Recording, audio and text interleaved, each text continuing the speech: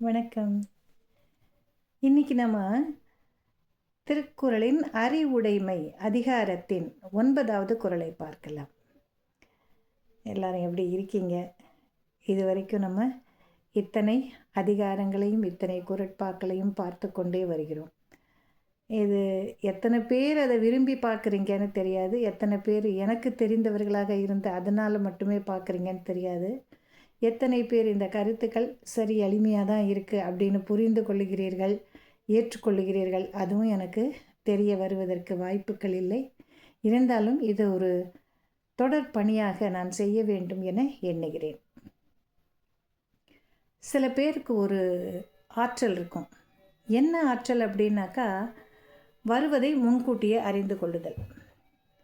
அது எப்படி நடக்கும் அப்படின்னு நம்ம கேட்கலாம்.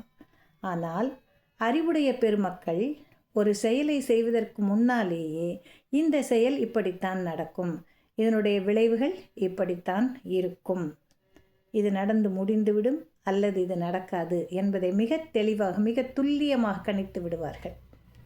அவர்கள் அறிவுடை பெருந்தகைகள். அப்படி ஏற்கனவே நம்ம கணித்து வைத்து விட்ட அந்த செயல்பாடுகள் இருப்பதனால் அவர்களுக்கு எவ்வளோ பெரிய துன்பம் வந்தாலும் எந்த விதமான பாதிப்பும் ஏற்படாது. அதுதான் இந்த குறள் நமக்கு சொல்லுது. அப்போ என்ன அர்த்தம்? மிகுந்த மிகுந்திருந்தால் நம்மால் எதிர்காலத்தில் என்ன நடக்கும்னு துல்லியமாக கணக்கிட முடியும். இப்போ சந்திராயன்லாம் விடுறாங்க இல்லையா, கணக்கீடு தானே இதெல்லாம்.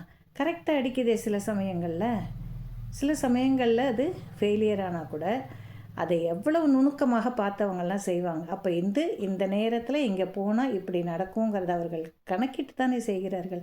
இதை அவங்க கணக்கிடுறாங்க. ஆனால் சில பேருக்கு கணக்கிடுதலே வேண்டாம், அவங்களுக்கு மனசுலேயே தெரியும்.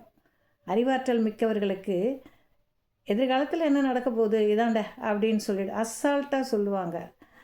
நமக்கு அது புரிவதில்லை. அவர்கள் அறிவாற்றல் மிக்கவர்கள்.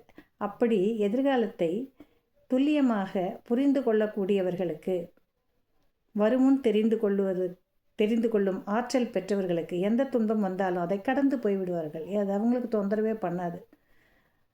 ஆனால் நமக்கெல்லாம் பண்ணோம். ஏன்னா வெள்ளம் வரப்போகுதுன்னா நம்ம என்ன பண்ணுவோம்? அன்றைக்கி தான் எல்லா வேலையும் கீழ் தளத்தில் உட்காந்து பார்த்துட்ருப்போம்.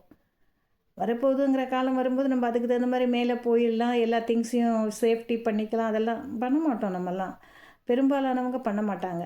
அந்த மாதிரி பண்ணாததுனால தான் நமக்கு நஷ்டம் வருது. ஆனால் இதை முன்கூட்டியே தெரிந்து நம்ம அதுக்கு தகுந்த மாதிரி முன்னேற்பாடுகள் செய்து வைத்து கொண்டால் நமக்கு எந்த விதமான பாதிப்பும் வரப்போவதில்லை. இது எதனால்? அனுபவம் இல்லைன்னா அறிவு இருந்தால் மட்டுமே இதை செய்ய முடியும்.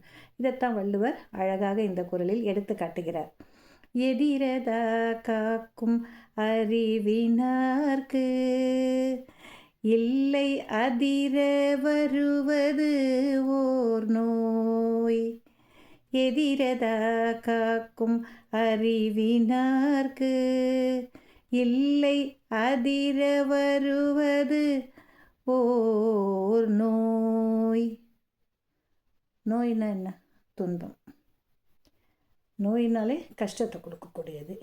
எதிரதா காக்கும் அறிவினார். எதிர்காலத்தில் இதுதாண்டா நடக்கும் அப்படின்னு தீட்சண்யமாக சொல்கிறாங்க பார்த்தீங்களா? அவங்களுக்கு எந்த ஒரு காலத்திலும் துன்பம் வராது. அந்த துன்பத்தை இங்கே வள்ளுவர் நோய் என்று கூறுகிறார். ஏன்னா வருமுன் அவர்கள் தம்மை காத்து கொள்வதற்கு உரிய அந்த ஒரு அறிவாற்றலை பெற்றிருப்பதனால் அவர்களுக்கு என்ன துன்பம் வந்தாலும் எந்த விதமான பாதிப்பும் இருக்காது என்று இந்த குறள் நமக்கு எடுத்து காட்டுகிறது.